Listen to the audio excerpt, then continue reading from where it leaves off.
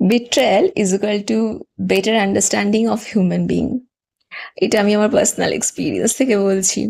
এত ঠকেছি জীবনে একটা সময়, আর সেটা মানে বলার কথা নয়। ঠিক আছে, সেই ছোটবেলায় বলতো না যে ঠক ঠক ঠক ঠকালাম, ঠিক ওই রকম ভাবে লোকে এসে এসে ঠকিয়ে দিয়ে যেত। এখন অনেক ম্যাচিওর হয়ে গেছি, মানে পুরোটাও নয় তাও, এখনো হয়তো, কিন্তু তবু আগের থেকে কম। তো অ্যাকচুয়ালি যেটা হয় সেটা হচ্ছে যে এখন খুব সারফেস লেভেলে লোকে কে কি বলছে সেটাকে এখন আর দেখি না। সে তার এফর্ট দেখি, তার কনসিস্টেন্সি দেখি, তার ইন্টারেস্ট দেখি, তার এনার্জি দেখি।